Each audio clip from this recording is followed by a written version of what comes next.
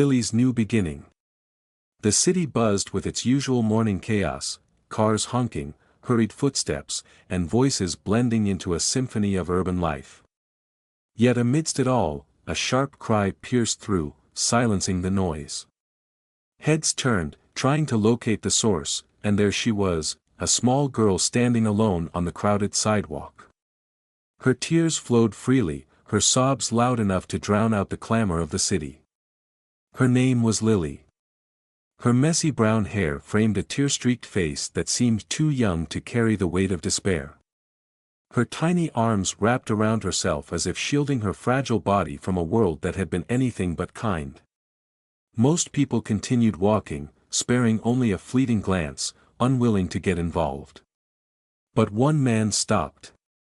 His name was Marcus, a middle-aged businessman known for his sharp suits, sharp mind, and an even sharper schedule. Yet something about the girl's cry stopped him in his tracks.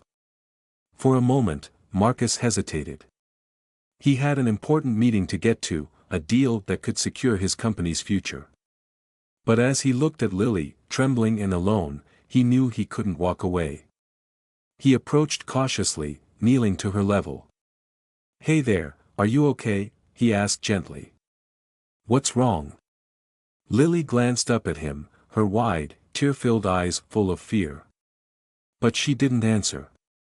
Instead, her sobs grew louder, echoing off the nearby buildings. Marcus's heart clenched. He tried again, his tone softer. "Don't be scared.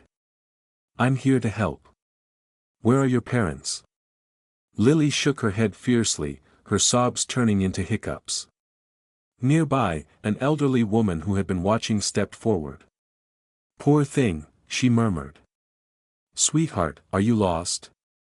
Maybe we can help you find your parents." But Lily backed away, her small frame trembling even more. She hugged herself tightly, as if the mere thought of strangers frightened her. Marcus exchanged a look with the woman. "She's terrified," he said quietly. "It's not just about being lost. Something's wrong." The woman nodded, her brow furrowed. "You can't leave her here. Someone needs to help." Marcus turned back to Lily, his expression softening further. "Hey, it's okay," he said. "You don't have to be scared.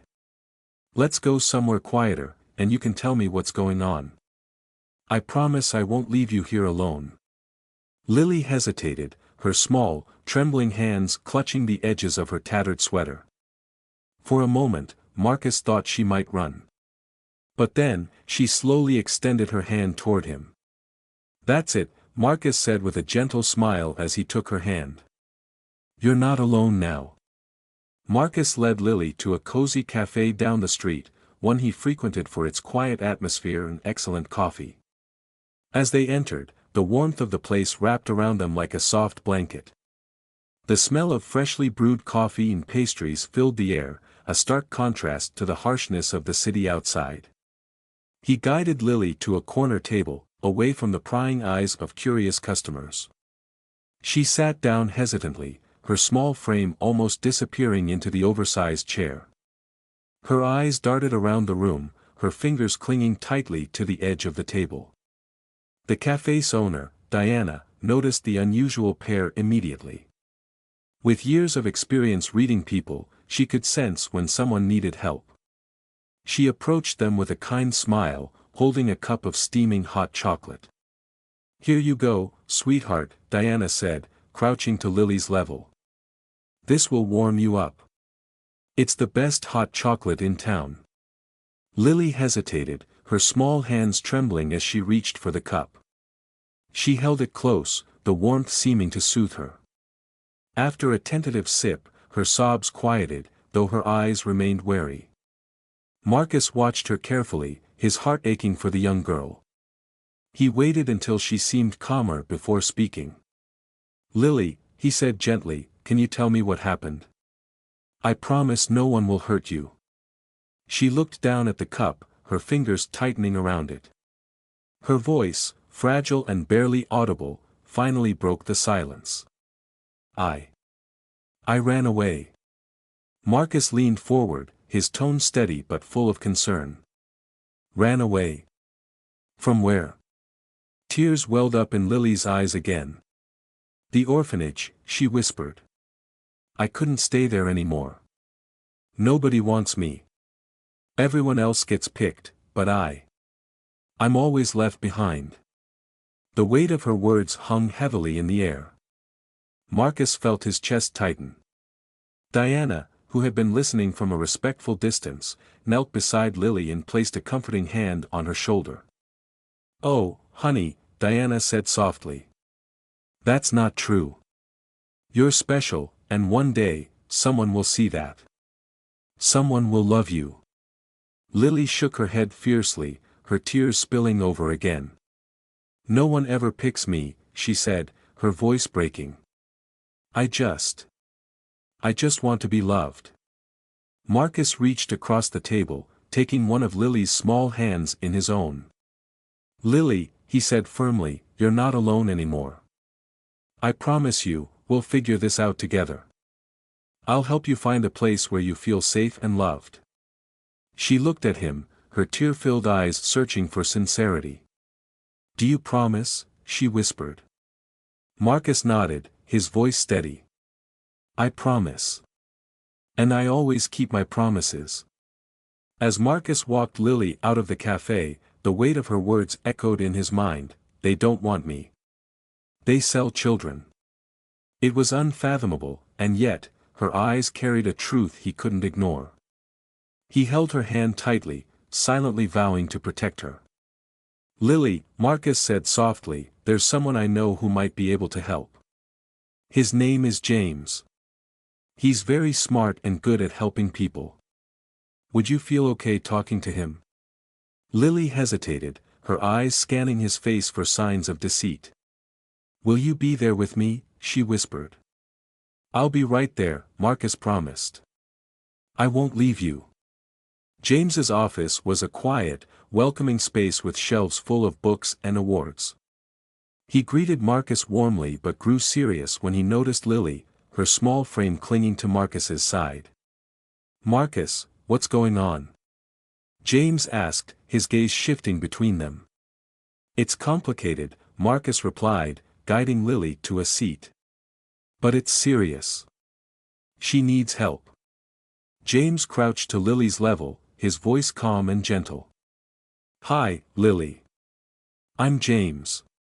I'm a lawyer, and I help people when they're in trouble. I'm here to listen, and I promise you're safe. Lily glanced at Marcus, who gave her an encouraging nod. Slowly, she began to speak, her voice trembling. She told James about the orphanage, the neglect, and the terrifying conversations she'd overheard. They said I was next, she finished, tears streaming down her cheeks. James sat back, his expression grim.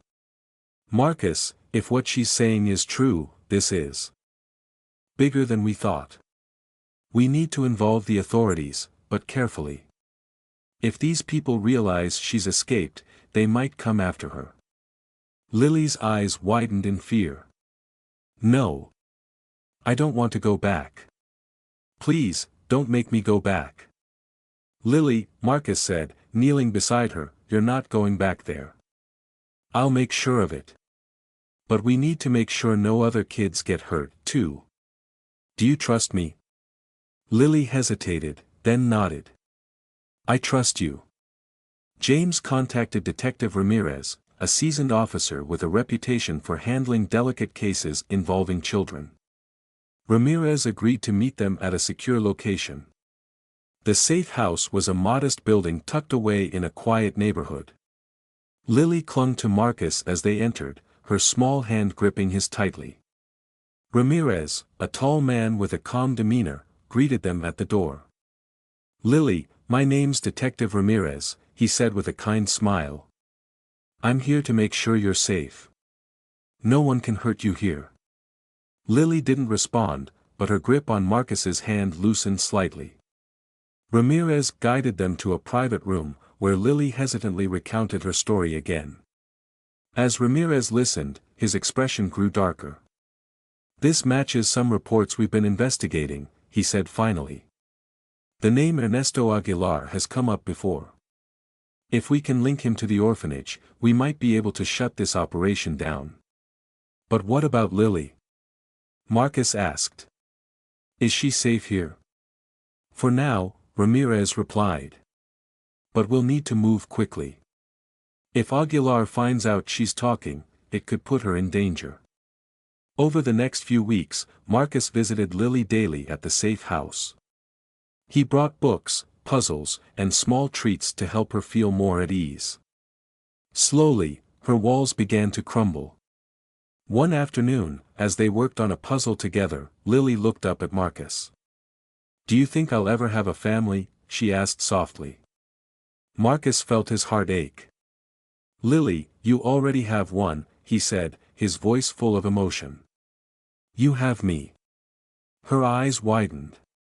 Really? Really, Marcus said. I'll always be here for you. Detective Ramirez's investigation uncovered a dark network operating out of the orphanage.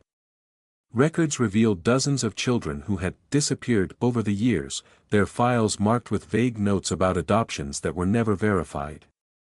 The name Ernesto Aguilar surfaced repeatedly, along with evidence of international trafficking. We have enough to make an arrest, Ramirez told Marcus and James during a late-night meeting. But it won't be easy. Aguilar is a dangerous man, and we need to move carefully. What about Lily? Marcus asked. She'll need to testify, Ramirez said. Her story is crucial to building the case. But we'll make sure she's protected. When Marcus explained this to Lily, she was scared but resolute. I want to help, she said firmly. I don't want anyone else to get hurt. After Aguilar's arrest and the shutdown of the orphanage, Marcus made a life-changing decision. He filed to adopt Lily, determined to give her the family she had always dreamed of. The adoption process was long and arduous, but Marcus never wavered. On the day it was finalized, Lily hugged him tightly. I love you, Marcus, she whispered. I love you too, Lily, Marcus replied, tears streaming down his face. In the months that followed, Lily flourished. She excelled in school, made new friends, and found joy in the small, everyday moments of family life. Marcus, once consumed by work, discovered a new purpose in being her father. One evening, as they sat together reading a book, Lily looked up at Marcus. Thank you, she said softly. For what? For everything, Lily replied. For being my family. The day Marcus officially adopted Lily was one filled with emotions, tears, laughter, and an overwhelming sense of love. As they left the courthouse hand in hand, Lily turned to Marcus, her face glowing with joy. Does this mean I'm really yours now? Forever.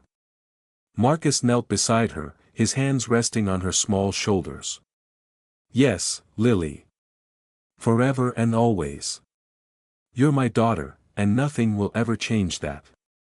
Lily's eyes sparkled, and she threw her arms around him, hugging him tightly. For the first time in her life, she felt truly safe, truly loved. Years passed, and Lily flourished under Marcus's care. With his unwavering support, she grew into a confident, intelligent young woman. She excelled in school, finding joy in learning and making lifelong friends. Marcus, once a man consumed by work, had found a deeper purpose in life. He still managed his business, but his time with Lily became his most cherished priority. They shared countless memories, weekend trips to the countryside, movie nights with bowls of popcorn, and quiet evenings spent talking about life. One sunny afternoon, Lily approached Marcus in their garden, a college acceptance letter in her hand. I got in, she said, her voice trembling with excitement. I'm going to study social work. Marcus's eyes filled with pride. Social work? Lily nodded, her expression determined. I want to help kids like me. Kids who feel lost and scared. I want to be there for them the way you were there for me. Marcus pulled her into a hug, his voice thick with emotion. You're going to change lives, Lily. Just like you've changed mine. Years later, as Lily stood at the podium at her college graduation, she looked out into the crowd and saw Marcus sitting proudly in the front row.